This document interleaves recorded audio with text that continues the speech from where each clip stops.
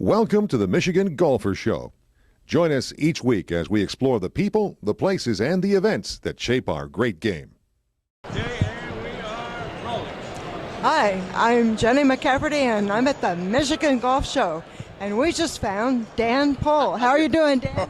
Well, you found me, Jenny. It's great to see you both.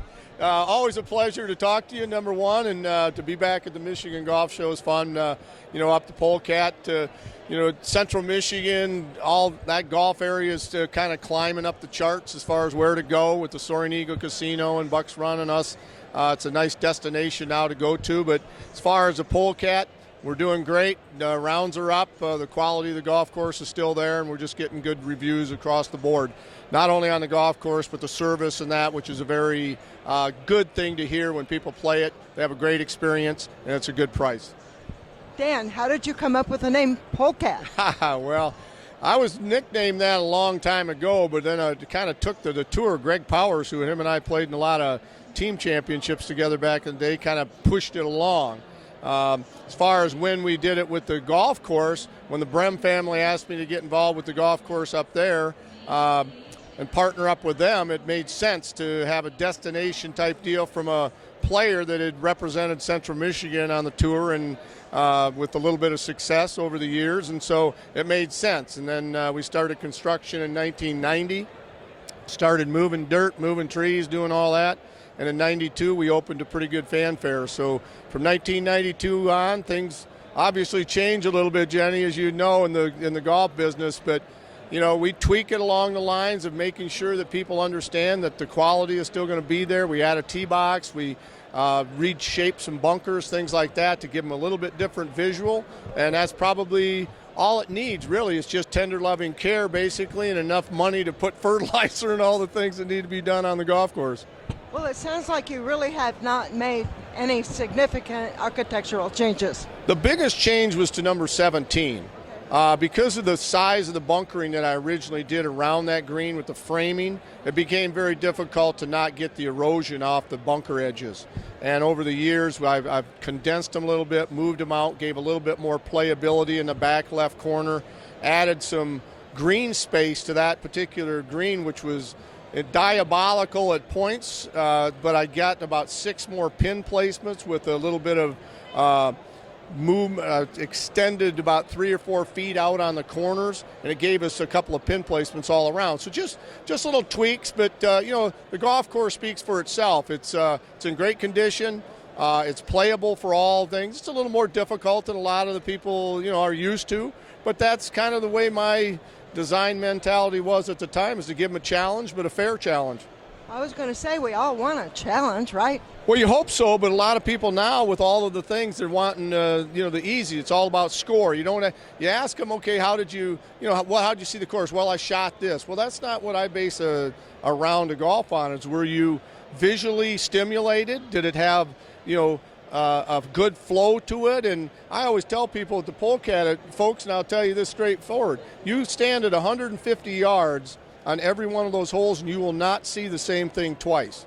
So you're always in a wondering stage and looking forward to the next shot that you come up with. And so you could have a wedge from 120 yards on 4 different holes, and they're all going to look different, they're going to play different, and the results, you just have to play smart. So as you get more accustomed and more aware of what's going on the golf course, it becomes more fun for you. But if you go out there and you're only basing it on the score, then you're probably playing golf for the wrong reason. Well, in fact, one of the things that's among your claims to fame is you were on the very first Michigan Golfer magazine cover. How about that?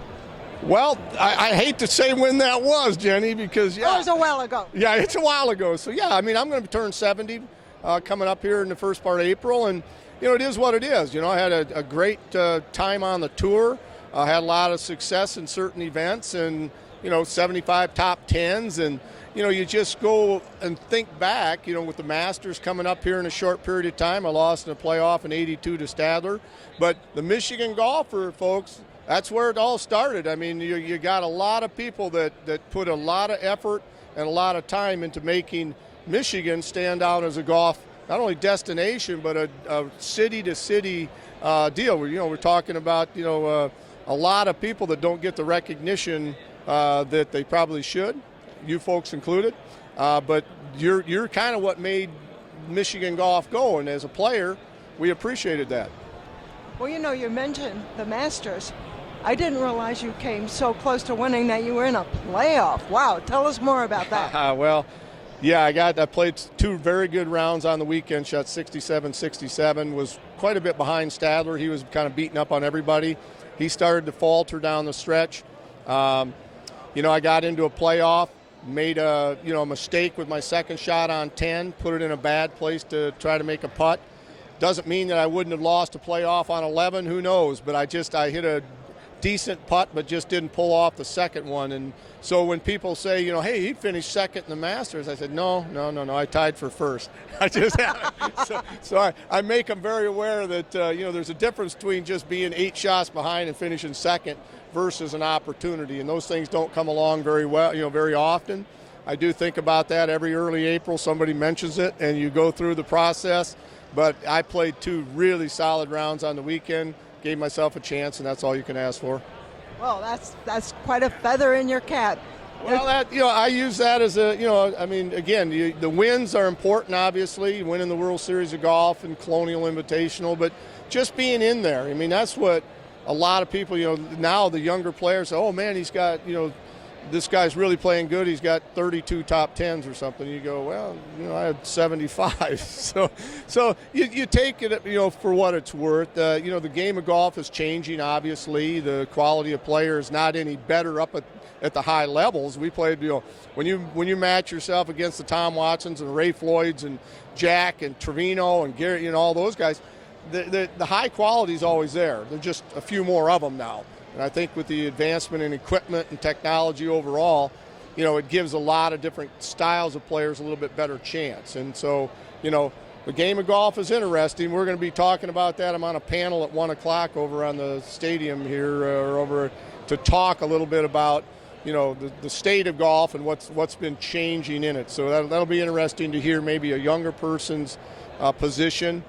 I know that I went through hitting wooden clubs and steel shafts and balls that didn't react like they do now.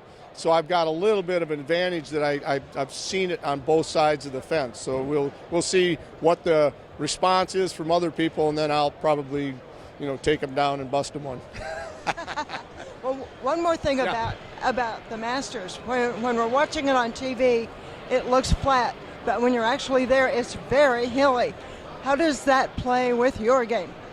Well, you make a lot of adjustments. The uphills, the downhills, the side hills are what amateurs really struggle with. The ability to stay balanced, stay in the positions, know when to open up your body to clear to get a downhill lie correctly.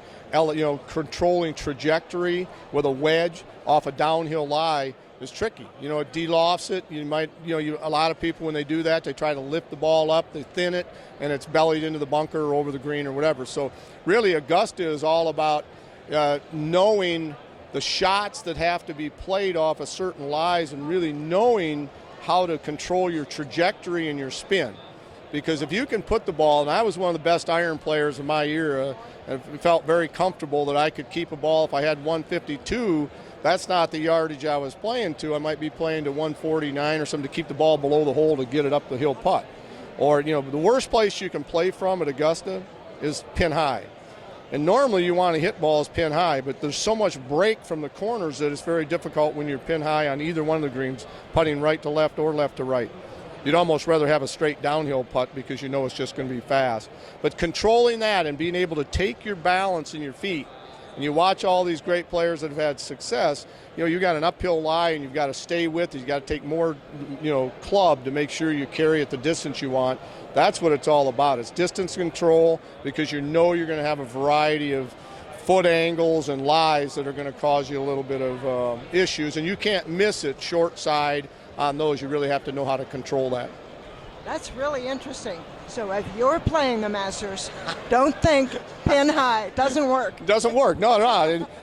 But that's what you do. I could put you pin high on 18 greens, 20 feet away, and you wouldn't probably break 90 because the ball would take off, and if you miss it, you're probably 3 or 4 putting, minimum. So again, those are some of the challenges that, most people don't recognize. The challenge for a tour player is the adjusting on a day-to-day basis, and also, specifically weather conditions can change so much there that, having played at Pebble Beach in cold and wet weather and some of the places in warm, the players make such quick adjustments to the ability to know that there's a distance, but have maybe 3 clubs in their mind that they can hit that distance depending on how much they think it's going to spin.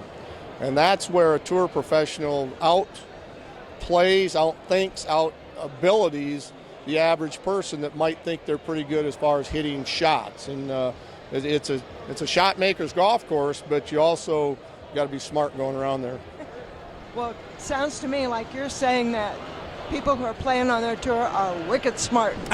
Well, we want to believe a golf smart. We're not always saying that they're and usually street smart, but that's where in the past, and I know that these caddies are getting more familiar with it, but a few years, like when in '82, we had to have a local caddy, and Slim, who was my caddy there, I got lucky because he knew the golf course as well as anybody. Now, it doesn't take away from these tour caddies that know their players' capabilities now, but it's not necessarily a person that's seen him enough to where they know that it pulls towards a ridge. It's like in Phoenix, downtown Phoenix, a lot of the movement goes towards there, but if you're not familiar with that, playing a Troon course that Tom Weiskopf built or something, he plays with your mind, because you'll look there and it looks like it's going to go right, but the city's down to the left, and all of a sudden you have to know that. And that's just playing, and it's just making sure that you understand those things in the course of the round, because it can change very